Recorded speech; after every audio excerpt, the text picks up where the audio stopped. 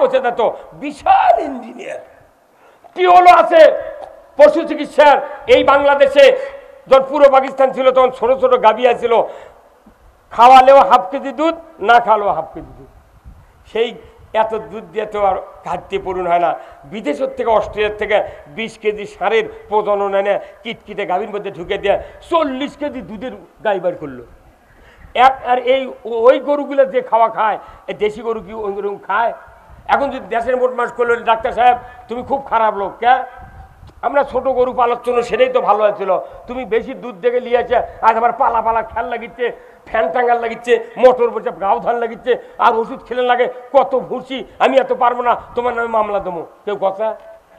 তাহলে ডাক্তারি শিখে পশু ডাক্তার বড় গরু বানালো, 4 লাখ টাকার সার বার করলো, ইঞ্জিনিয়ার ভাঙ্গা জাহাজ জুত করলো, মেডিসিন ডাক্তার মরা রুগী ভালো করলো।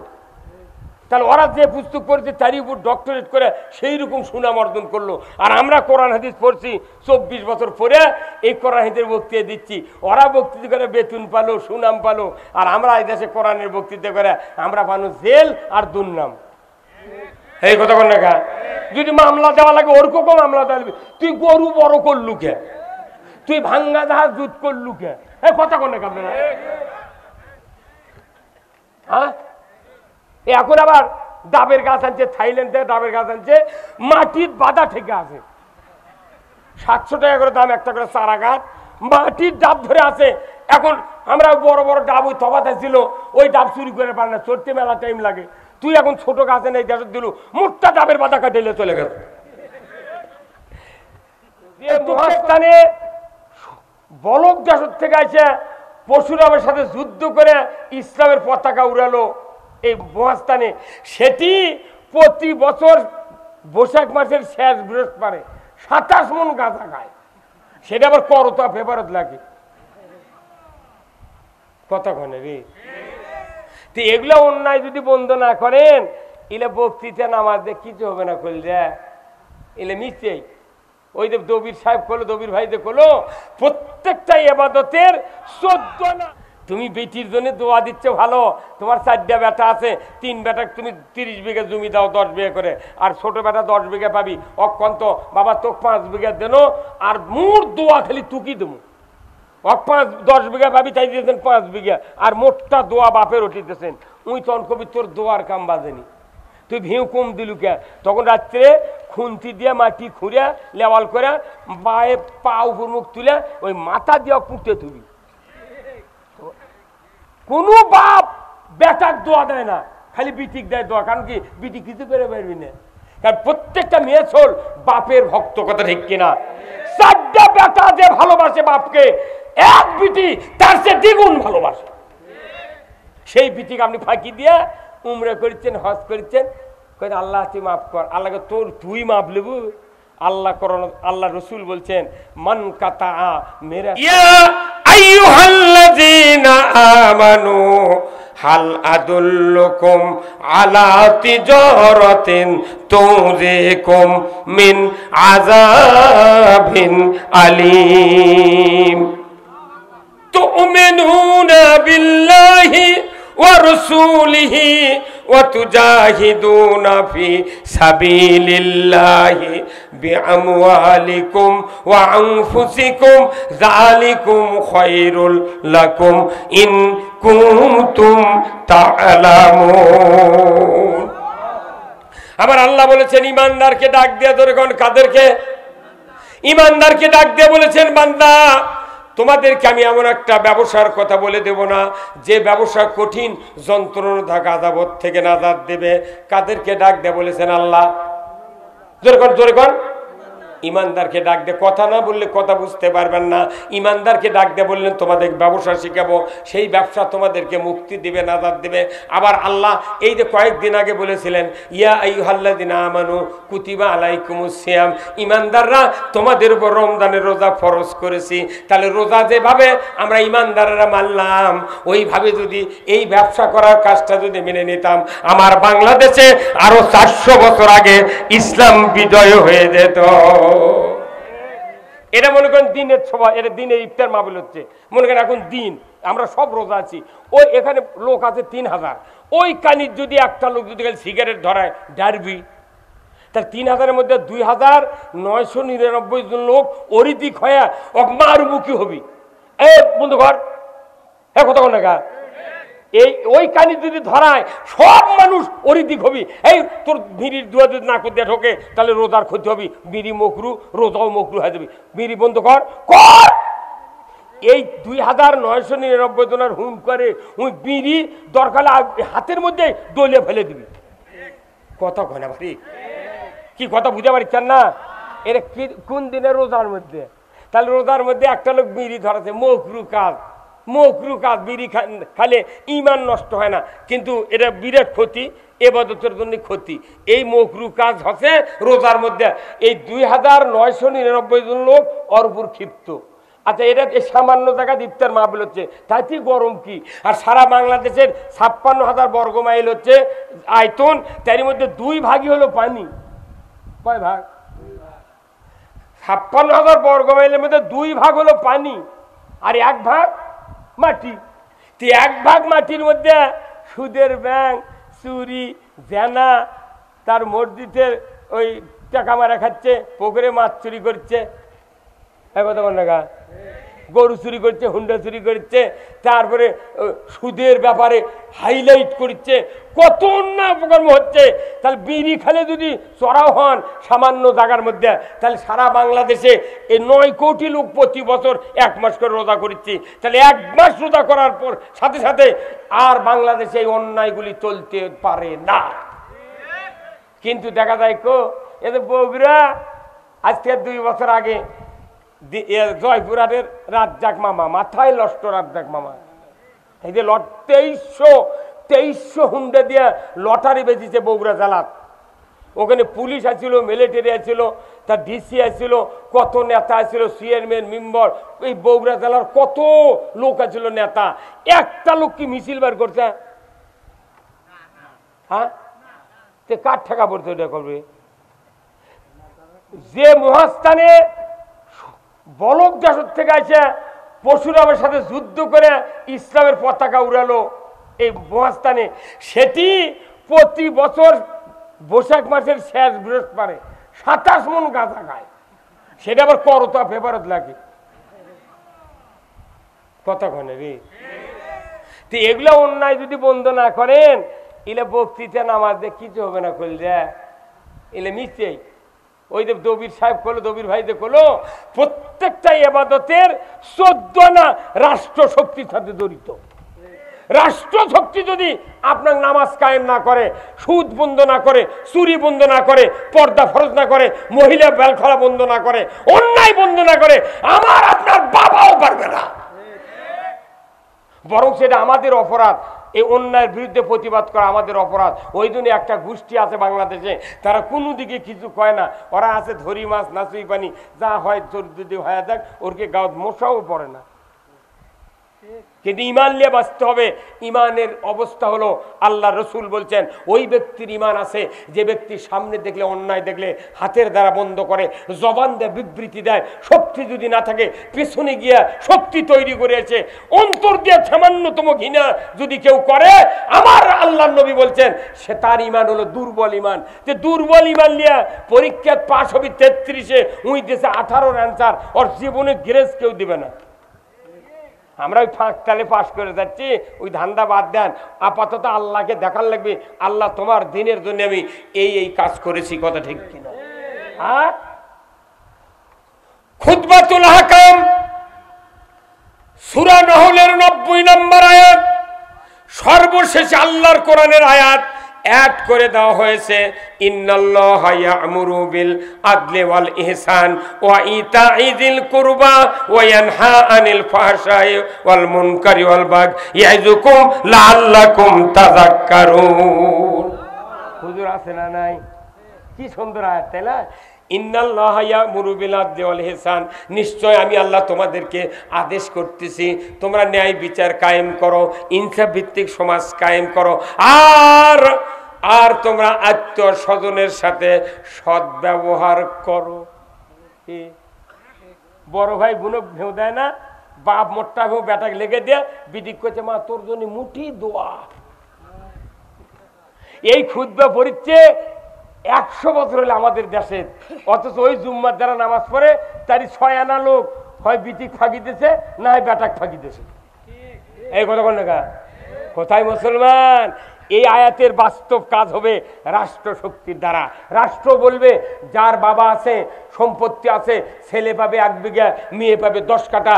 কেউ যদি অন্যায় ভাবে এই হক যদি নষ্ট করে, রাষ্ট্র তার ব্যবস্থা করে ওই হক তার কাছে পৌঁছায় দেবে। যেরকম আল্লাহু আকবার।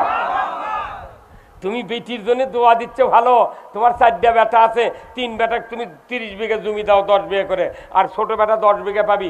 অক্ষন্ত বাবা তোকে 5 বিঘা দেন, আর মোট দোয়া খালি তুকি দেবো। 10 বিঘা পাবি, তাই দিয়েছেন 5 বিঘা, আর মোটটা দোয়া বাপের উঠিতেছেন। উই তখন কবি তোর দোয়ার কাম বাজেনি, তুই ভিউ কম দিলু কে? তখন রাত্রে খুন্তি দিয়ে মাটি খুঁড়ে লেওয়াল করে বায়ে পা উপর মুখ তুলে ওই মাথা দিয়ে পুঁতে তুবি।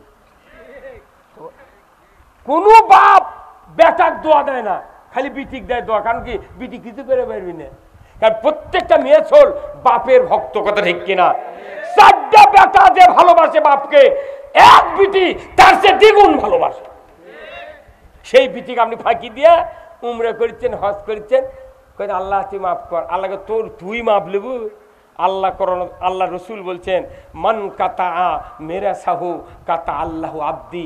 যে ব্যক্তি অংশীদারিত্বের থেকে কাউকে ছাড় দেয়, কাট দেয়, বাদ দেয়, আল্লাহর নবী বলেছেন তাকে বান্দার তালিকার থেকে আল্লাহর নাম কাটে দেয়।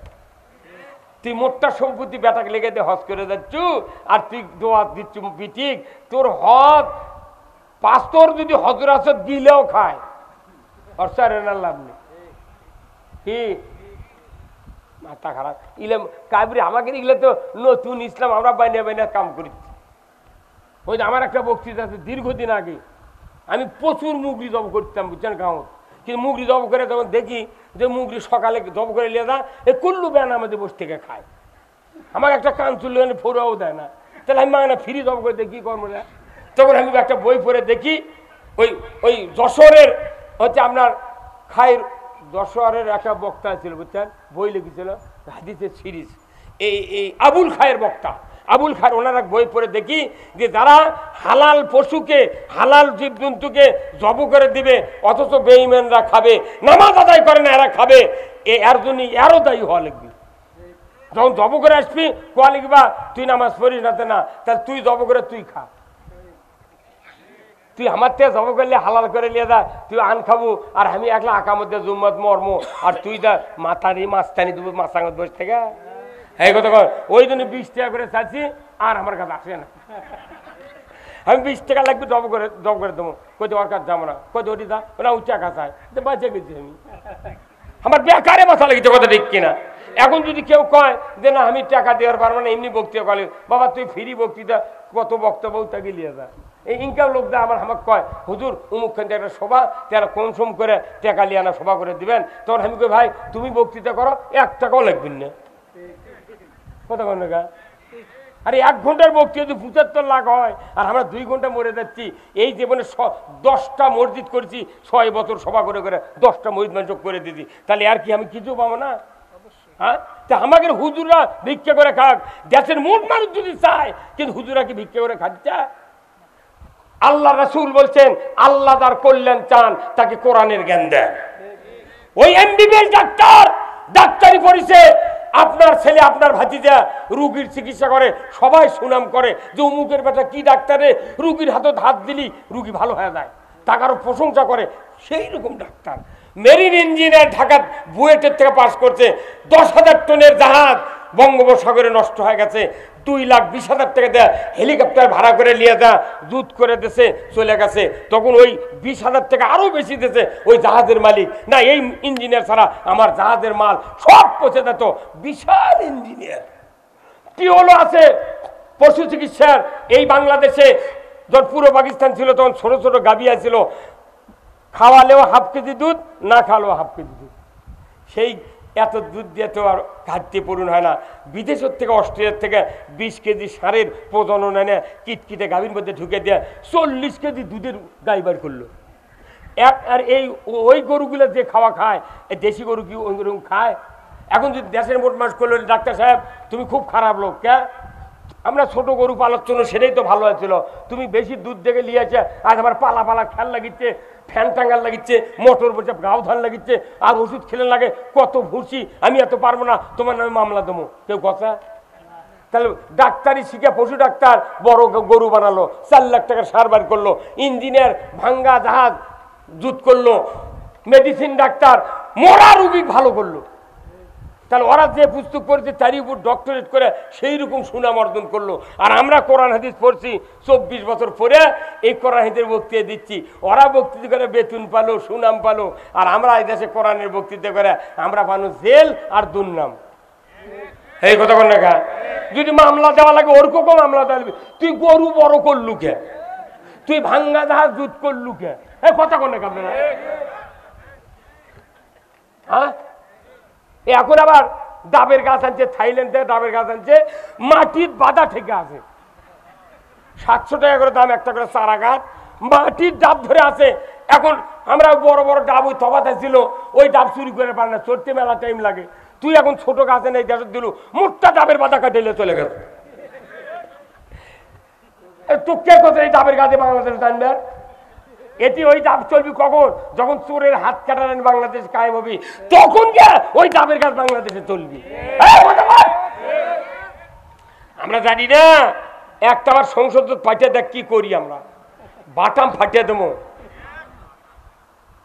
আমি বলেছি ওই জন্যে, আমি গত মাহফিলে বলেছি, এই বগুড়া শহরে আছে কি কয়, এর সেন্টার মসজিদ নাই ভাই, বয়তুর রহমান মসজিদ, তারেক রহমান যে মসজিদ বানাতেছে, সুন্দর মসজিদ তাই না, কাবার প্যাটার্নে মসজিদ, যাই ভালো কাজ করতে তার পক্ষে কথা কোয়া লাগবে, কথা ঠিক কিনা? ওই মসজিদে আমাকে নিয়ে গেছিল, বিশাল মানুষ, প্রশাসনিক কর্মকর্তা বহু আছে। আমি বলছি যে আমি যদি কোনদিন এমপি হতে পারি আর সংসদ যদি আল্লাহ নিয়ে যায়, তাহলে সর্বোচ্চ দামি গাড়ি পুলিশ বাহিনীকে দেব, 10 কোটি টাকার বুলেট প্রুফ গাড়ি পুলিশ বাহিনীকে আমি দেব। কারণ পুলিশক বর্তমানে যে গাড়ি দেওয়া হচ্ছে মানুষের নিরাপত্তা আদায়ের জন্য, সেই পুলিশের গাড়ির ত্রিপল দিয়ে বেড়া দিয়ে দিয়েছে, লাঠির ঘুতা মেলে ত্রিপল ছিঁড়ে যায়। কথা কোন আপনি? পাশে দেউরি নাই, আগেও দেউরি নেই, যার কারণে পুলিশ চোরের ভয়ে বেল ডোবার কিছু পরে দৌড়ে ঘুরে আসে বাজারের চোপে। আর এমন গাড়ি দেওয়া লাগবে, গুলি করবে, একটা পুলিশের ক্ষতি হবে না। পুলিশকে গাড়ি দিতে হবে দামি গাড়ি, 1 ঘন্টার মধ্যে পুরো উপজেলা তছনছ করে আসবে। কমপক্ষে পুলিশের সিগন্যালের যে বাঁশি নাই, এই বাঁশি যদি পুলিশ ব্যবহার করে 3 কিলো দূরে বাঁশির আওয়াজ যায়, সারা দেশে চোর গাছত থাকবে না। ওর করে দিচ্ছে ভাঙ্গা গাড়ি, যাতে ভয়ে ওরা গাড়ি নিয়ে না যায়, ওই দিক যাতে আরো ডাকাতি হয়। পরে আমার কাছে এক পুলিশ ফোন করে করছে, হুজুর আপনি মরদ বেটা চলবারে, এত বড় গাড়ি থামেন। হ্যাঁ, যারা দুর্নীতিবাদ, টাকা চুরি করতে করতে পাহাড় পরিমাণ টাকা চুরি করছে, জাতির ক্ষতি করছে, তারা বুলেট প্রুফ গাড়ির চড়ে ঘোরে। আজকের ইজারদার, পরে 3 দিন পরে তাই ব্যাংকের মালিক। কি হচ্ছে? তুমি মানুষকে শুনাবে দেশ গরিব, তোমার কাছে এত টাকা কোন থেকে জড়ো হয়? খালি নামাজ রোজার বক্তৃতা করানোর নাই, পুরা জাতির অর্থনৈতিক মেরুদণ্ড শক্ত করার জন্য বক্তব্য কোরআনে আছে। আমরা নামাজ রোজা হজ জাকাতের বক্তৃতা বহু শুনেছি, এইবার আর এখন অন্য বক্তৃতা চলবে না, এখন চলবে রাষ্ট্র কায়েমের বক্তব্য। কোরআনে রাষ্ট্র কায়েম হোক বাংলাদেশে। কারা কারা চান? 2 হাত তুলে আল্লাহকে দেখান। লিল্লাহে তাকবীর, নারায়ে তাকবীর। আল কোরআনের আলো সবাই বলা লাগবে সংসদে, অর্ধেক ঘরে ঘরে বললেন কে? খবরদার, ঘরত দিলে বুড়া বাপ মরছে, দাদা মরছে, নানা মরছে, আপনিও ভাজতে করে মারে ধুয়ে দেবার যাচ্ছে। কোরআন ছাড়া পৃথিবীতে শান্তি কায়েম হতে পারে না। এই জন্য আল কোরআনের আলো, কোরআন হাদিস যেখানে, দুনিয়ার মুসলিম, দুনিয়ার মুসলিম, বাংলার মুসলিম, বগুড়ার মুসলিম, শেরপুরের মুসলিম, গাড়িদহের মুসলিম, ভদ্রপাড়ার মুসলিম লিল্লাহে তাকবীর। আমরা এই বাংলাদেশে এখন দুটা দল আছে। কয়টা দল? কয়টা? একটা বিএনপি আর একটা জামাত ইসলামী। এক দল তো ভোটই করে না, ওকে আবার আইনে লাভ কি? ওটি থাক, তুই ভোটই দিবে নাই, অর্ধে আইনবার কবি তাই ভুল করলো। ওই তো ভোটই করেনি ওখানে, ওই 54 এমপি পাশে, 154 এমপি পাশে বিনে ভোটে। তাহলে ভোটের পক্ষে আইছিল? তুই না রেসলে আমরা এই দুই দল ভোট করে কি করি তুই দেখ। এখন আমরা বাংলাদেশে ভোটের জন্য করছি কথা, আমার ইউনিয়নে আমরা ডাইরেক্ট জামাতের থেকে নির্বাচন করবো, পার্টির মেম্বারকে আমরা নমিনি দেবো, জাতি টেস্ট করা লাগবে। তুই আমাকে নেতা করছে, হুজুর এত ভোটের দ্বারা পাস করবি। আমি তুই জানিস একটা ক্লাসে যদি দুটা ছাত্র হয়, কয়টা?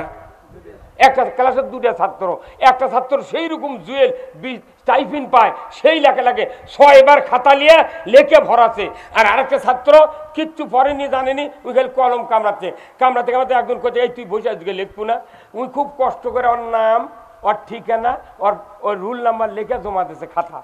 পরে পরীক্ষা খাতা দেখে, পরীক্ষক খাতা দেখে ও কি বানাচ্ছে, ফার্স্ট নাম লিখেই দেখেন কথা কেন মানে কত কেন নাম লেখে কি শোনেনি ওই দিক থেকে আমি এগুলো ব্রেন দিয়ে খাওয়া আছে। নাম লেখিছে তাতে কি সেকেন্ড, আর ওই লেখা তে বাংলাদেশে এবার পরীক্ষা হবে দুই দলের, না লিখলেও সেকেন্ড। কি রে কি পাগল, না লিখলেও সেকেন্ড। মানে বিএনপি 139টা সিট আমরা দিলে আমাকে ক্ষতি হবে না।